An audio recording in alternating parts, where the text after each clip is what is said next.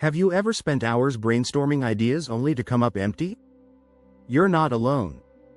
Studies show that about 75% of brainstorming sessions fail to produce any usable ideas. Shocking, right? Instead of sparking creativity, these sessions often leave us feeling more confused and frustrated. But here's a twist. Your best ideas are likely hiding in plain sight, waiting for you to discover them. In fact, researchers found that individuals generate 30% more creative ideas when they work alone compared to group brainstorming. That's a game changer. So, why do we keep relying on brainstorming? The truth is, many of us don't realize there are better ways to boost creativity. In this video, we'll explore 6 unique strategies that will help you unlock your creative potential. From harnessing the power of solitude to diving into your dreams, you'll learn how to spark those aha moments when you least expect them.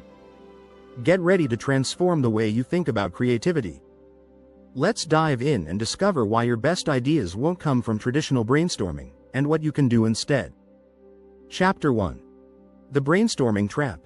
Why more ideas don't equal better ideas. When we think of creativity, brainstorming is often the first thing that comes to mind. But here's the problem. More ideas don't always lead to better ones. In fact, the more ideas we generate in a typical brainstorming session, the more we dilute our ability to land on something truly innovative. Studies show that group brainstorming can actually reduce creativity. A famous study by Yale researchers found that people working individually come up with more and better ideas than when brainstorming in groups. The social pressure to conform, fear of judgment, and groupthink are just a few reasons this happens. When we sit around a table and bounce ideas off each other, we're often just recycling familiar concepts. Think about it. Ever been in a brainstorming session and felt like everything sounds the same? That's because we're often constrained by the same pool of ideas, influenced by the same group dynamics. As productivity expert Chris Bailey puts it, the more we brainstorm, the less original we become. It's no wonder brainstorming sessions often leave us feeling stuck. So, what's the alternative? Instead of casting a wide net for ideas, focus on quality over quantity. Aim to refine and develop a single thought before moving on to the next. This helps dig deeper into the problem rather than just skimming the surface. And if you're working in a group, try a brainwriting approach, where individuals generate ideas silently first, then share them. It cuts down on groupthink and encourages more diverse thinking. Chapter 2. The Power of Isolation. How solitude sparks genius. Contrary to popular belief, the best ideas don't come from group discussions. They come from moments of solitude. Some of history's greatest minds, like Albert Einstein and Virginia Woolf, embraced isolation to fuel their creativity. They understood that stepping away from the noise allows you to access deeper levels of thinking. A 2017 study published in Nature Communications showed that people are more likely to come up with creative solutions when they're alone. That's because solitude eliminates distractions, giving your mind the space it needs to wander freely. Have you ever noticed how some of your best ideas come to you in the shower or during a quiet walk? That's no coincidence. In today's world, we're constantly bombarded with information, texts, emails, notifications. Creativity requires us to shut all that out, even if it's just for a little while. If you want to spark new ideas, schedule solitude sessions for yourself. Turn off your phone, find a quiet spot, and let your mind roam. You don't need to sit in silence for hours. Even 10-15 minutes can be enough to trigger a breakthrough. Pablo Picasso once said, "Without great solitude, no serious work is possible." And he's right. Solitude allows us to connect with our inner thoughts, tap into subconscious ideas, and generate unique solutions we wouldn't otherwise reach in a crowded, noisy environment. Chapter 3. The Flow State. Unlocking creativity through action, not thinking. One of the biggest misconceptions about creativity is that it happens when we sit down and try to think hard.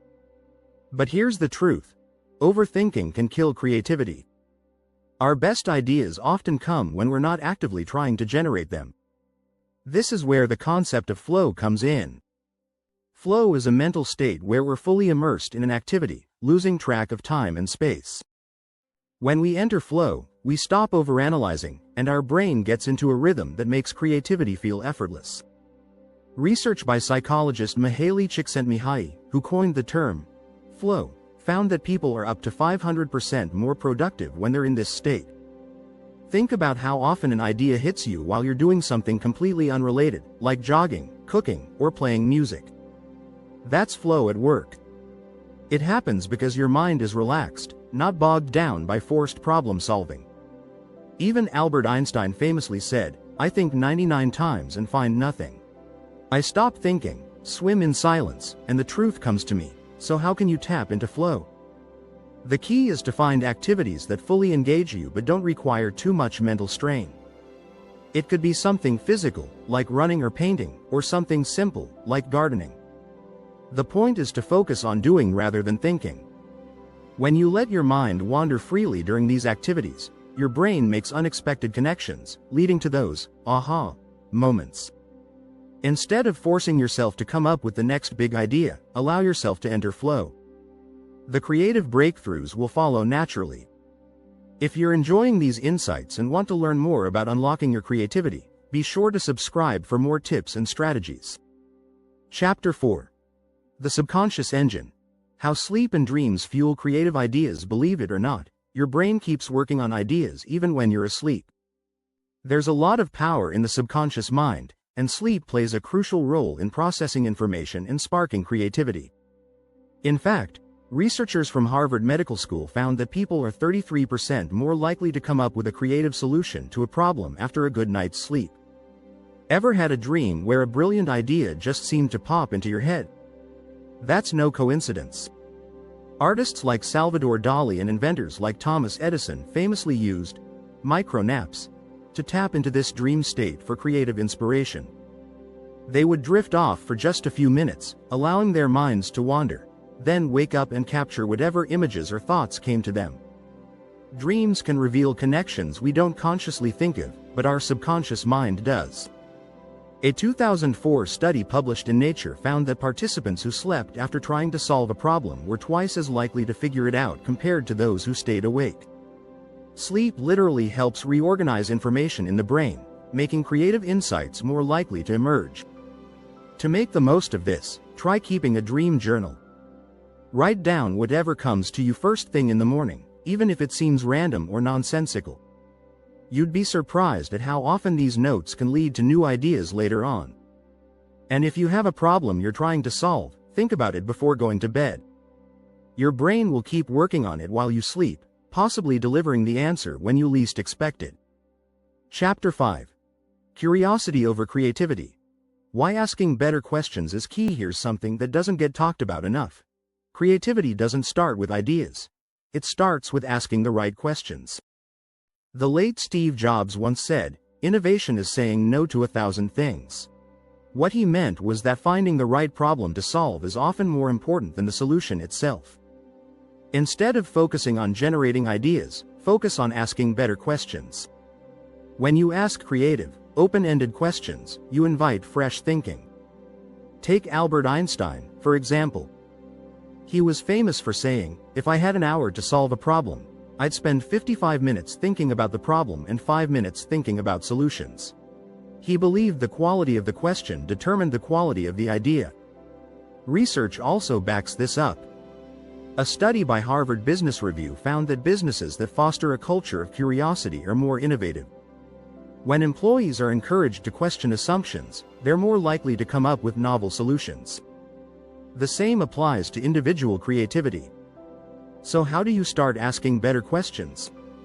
Instead of focusing on, "How can I come up with a creative idea?" try asking, "What assumptions am I making about this problem?" Or, "How could someone from a completely different field solve this?" Questions like these break you out of conventional thinking and open the door to new possibilities. Another strategy is to ask, "Why?" multiple times. This technique, often used in design thinking, helps dig deeper into the root of a problem. For example, if your challenge is, "How can I improve my productivity?" you might ask, "Why am I not productive?" Then, "Why do I get distracted?" and so on. This process uncovers layers you might not have noticed before, leading to more creative answers. If you found these insights valuable and want to dive deeper into creativity, make sure to subscribe. We'll continue to explore powerful techniques that can help unlock your full creative potential.